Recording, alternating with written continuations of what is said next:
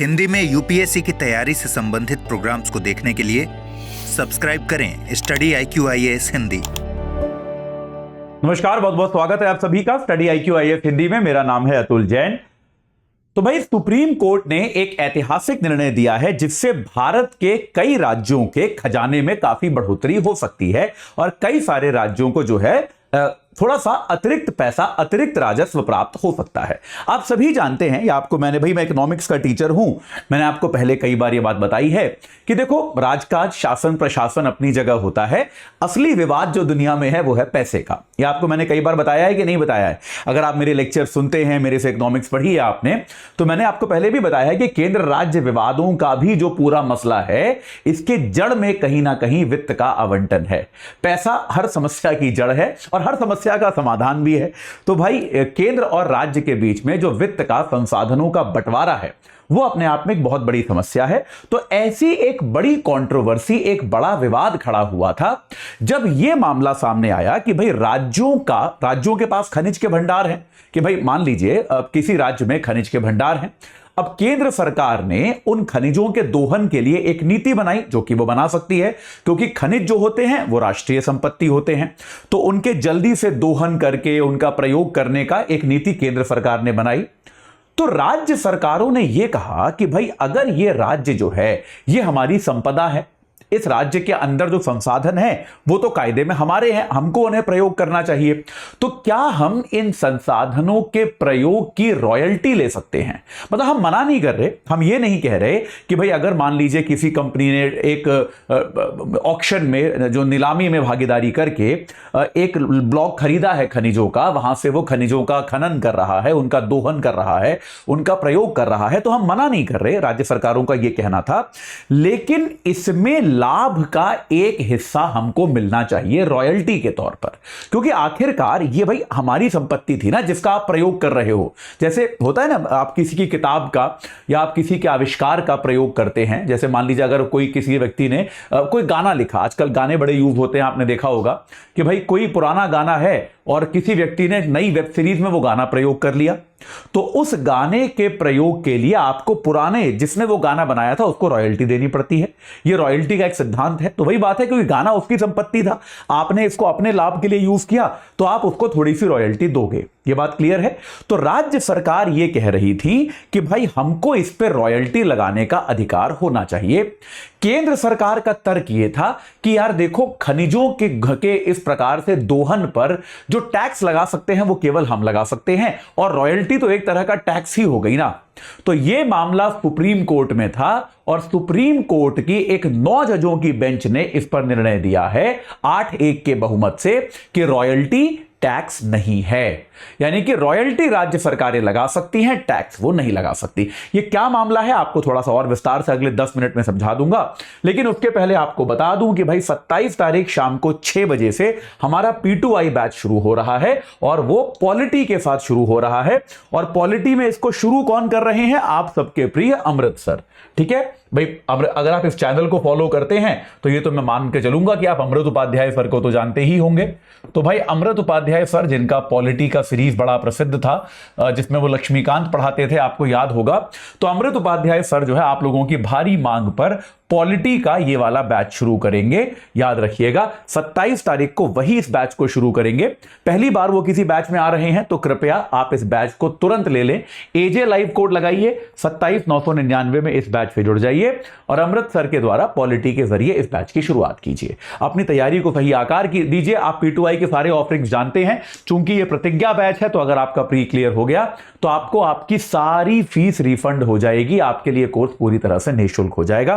तो आज ही इस बैच से जुड़िए और अपनी तैयारी को सही आकार प्रदान कीजिए। चलिए, अब एक बार जल्दी से बात करते हैं कि भाई ये पूरा मामला है क्या। देखिए, इस पूरे मामले में बिंदु थे 2। ये तो आपको कॉन्सेप्ट तो समझ में आ ही गया, जो आपको मैंने बताया कि भैया ये जो आपके खनिज हैं, अच्छा कलर लेते हैं ना, हाँ, जो आपके खनिज हैं, ये आपके खनिज जो हैं, पहली चीज ये थी कि इन पर जो है क्या राज्यों को टैक्स लगाने का अधिकार है या नहीं, राज्यों को कर लगाने का अधिकार है या नहीं। यह पहला बिंदु था कि क्या ऐसा कोई अधिकार है या नहीं। और दूसरा बिंदु यह था कि कि रॉयल्टी अगर कोई राज्य मांग रहा है तो क्या रॉयल्टी और कर ये एक ही चीज है या फिर ये अलग अलग चीजें हैं? ठीक है, ये बात क्लियर हो गई। तो अब यहां पर क्या किया गया है, सुप्रीम कोर्ट ने, पहले हम दूसरे पॉइंट से शुरू करेंगे। सुप्रीम कोर्ट ने अपने निर्णय में 8-1 के बहुमत से, 9 जजों की बेंच थी, 8-1 का बहुमत था। 8 जो जजेस थे उनमें चीफ जस्टिस चंद्रचूड़ भी शामिल थे और एक जज जिन्होंने विरोध किया वो थी जस्टिस बीवी नागरत्ना। जस्टिस बीवी नागरत्ना ने यहां पर एक जो है डिसेंटिंग व्यू, जिसको हम कहते हैं असहमति वाला एक निर्णय दिया, लेकिन चूंकि बहुमत ने निर्णय उनसे अलग दिया है तो उनका निर्णय केवल एकेडमिक पर्पस के लिए रह जाएगा, उसको केवल पढ़ा जाएगा और उसका कोई मतलब नहीं रह जाएगा, एक रिकॉर्ड में जाएगा कि भाई एक जज ने जो है एक अलग निर्णय दिया था। तो जस्टिस बीवी नागरत्ना ने कहा कि रॉयल्टी और टैक्स जो है वो एक ही चीज मानी जानी चाहिए। इस केस में नागरत्ना जी का तर्क यह था कि दोनों का प्रभाव तो एक जैसा ही पड़ रहा है ना, भाई आप कान को ऐसे पकड़िए या फिर ऐसे घुमाकर पकड़िए, बात तो एक ही है। नागरत्ना जी ने यह कहा कि भाई देखो, टैक्स का क्या प्रभाव पड़ेगा? टैक्स का प्रभाव यह पड़ेगा कि जो कंपनी खनिज निकाल रही है उसका खर्चा ज्यादा होगा। रॉयल्टी का क्या प्रभाव पड़ेगा? रॉयल्टी का भी एग्जैक्टली सेम प्रभाव पड़ेगा कि नहीं पड़ेगा? तो अगर प्रभाव सेम है तो हम नियम अलग कैसे बना सकते हैं? नागरत्ना जी का लॉजिक यह था, लॉजिक में कोई खराबी नहीं है, लॉजिक एकदम सही है। नागरत्ना जी का लॉजिक यह था कि भैया प्रभाव के आधार पर हमको देखना चाहिए। अगर प्रभाव सेम है तो हम यह कैसे कह सकते हैं दोनों अलग चीजें हैं? यह कहना उचित नहीं है, इसलिए रॉयल्टी को टैक्स ही माना जाना चाहिए। लेकिन जो 8 जजेस हैं, बहुमत का जो निर्णय है, उन्होंने यह कहा कि भाई एक सिद्धांत के तौर पर यह बात नागरत्ना जी की सही हो सकती है कि प्रभाव सेम है, लेकिन रॉयल्टी एक एकदम अलग चीज होती है, टैक्स एक एकदम अलग चीज होता है। टैक्स जो है वो सरकारें लगाती हैं, ठीक है। टैक्स तो वाइडली लग सकता है ना यार, आप हमारा कोर्स खरीदते हैं उस पर भी टैक्स लगता है। आपको जब इस कोर्स को खरीदने के बाद बिल आता होगा तो आपको उसमें आता होगा कि भाई एक टैक्स है जो 18% जीएसटी हम केंद्र सरकार को देते हैं, 9 केंद्र को 9 राज्य को, जो आप हमको पैसे देते हैं। अब मान लीजिए आपने 27,999 में कोर्स खरीदा तो सारा पैसा स्टडी आईक्यू को नहीं मिलता, उसमें से 18% हमको सरकार को देना पड़ता है क्योंकि वो टैक्स है, ठीक है। तो एक कर तो हमें देना पड़ेगा। तो टैक्स तो सरकारें कहीं भी किसी भी चीज पर लगा सकती हैं। टैक्स जो है वो एक बहुत ही वृहद व्यवस्था है। वहीं रॉयल्टी जो है वो एक बहुत स्पेसिफिक, एक बहुत खास चीज पर होती है, जब आप किसी की संपत्ति का प्रयोग करें, ये होती है रॉयल्टी। भाई जैसे मैं क्या आपको, जैसे कोई मेरा लेक्चर है, मान लीजिए कल को कोई व्यक्ति ये कहे कि भाई हम एक फिल्म बना रहे हैं यूपीएससी एस्पिरेंट्स पे, वहां पे हम अतुल सर के लेक्चर यूज करना चाहते हैं, ये दिखाएंगे कि अतुल सर का क्लास चल रहा है, बच्चा वहां पढ़ रहा है, तो मैं क्या डिमांड करूंगा या स्टडी आईक्यू क्या डिमांड करेगा कि यार आप कर सकते हो लेकिन उसके लिए हमको रॉयल्टी चाहिए, कि भैया ये तो हमारी संपत्ति है ना, मेरा जो लेक्चर है वो किसकी संपत्ति है? स्टडी आईक्यू की संपत्ति है। तो स्टडी आईक्यू उसके लिए रॉयल्टी मांग सकता है कि आप रॉयल्टी लाकर दीजिए, उसके बाद आपको हम प्रयोग करने देंगे। तो ये एक विशेष केस है। तो सुप्रीम कोर्ट ने कहा कि सिद्धांततः, मैं अब बहुमत जजमेंट की ही बात करूंगा, कि सिद्धांततः ये दोनों एक चीज नहीं है, ये दोनों अलग अलग चीजें हैं और इनको अलग अलग ही माना जाना चाहिए। ये एकदम क्लियर होना चाहिए, इसमें कोई डाउट सुप्रीम कोर्ट ने नहीं छोड़ा है। सुप्रीम कोर्ट ने आगे यह भी कहा कि देखिए, ये बात तो सुप्रीम कोर्ट ने ये बिंदु क्लियर कर दिया। अब आते हैं पहले बिंदु पर कि राज्यों को कर लगाने का अधिकार है या नहीं। तो इसको लेकर केंद्र और राज्य के बीच में जो अधिकार क्षेत्रों का बंटवारा है, जो कि भारत के संविधान की 7वीं अनुसूची में किया गया है, ये तो आप लोगों को पता होगा। भारत के संविधान का जो 7th शेड्यूल है, 7वीं अनुसूची, उसमें केंद्र और राज्य के बीच में अधिकारों का बंटवारा किया गया है। तो इसमें क्या कहा गया है कि आप देख सकते हैं राज्य सरकारों को क्या क्या अधिकार दिए गए हैं मिलते जुलते क्षेत्र में। राज्य सरकार को भूमि और भवन पर कर लगाने का अधिकार है, कि भूमि व भवन पर कोई भी टैक्स लगाना है तो राज्य सरकार लगा सकती है, यह उसका अधिकार क्षेत्र है। इसके अलावा राज्य सरकारों को खनिजों पर भी कर का अधिकार दिया गया है। लेकिन बहुत बड़ा है, लेकिन ये जो है अगर संसद के प्रतिबंधों के अधीन रहेगा, मतलब अगर संसद कोई कानून बना देती है और उस कानून में कोई प्रतिबंध लगाती है तो उन प्रतिबंधों के अधीन ही यह अधिकार राज्यों के पास होगा, वरना नहीं होगा। यानी कि अधिकार है राज्यों के पास, लेकिन अगर संसद कोई कानून पास करती है जो कि संसद ने खनिजों के लिए पास किया हुआ है, तो उस दशा में राज्यों के पास टैक्स लगाने का जो अधिकार है वो केवल संसद के कानून के अनुसार ही होगा। वहीं केंद्र के पास जो है, आप देख सकते हैं केंद्र सूची की अगर हम बात करें तो केंद्र सूची में उनको खनन पर कानून बनाने का अधिकार है। खनन पर कानून बनाने का अधिकार है।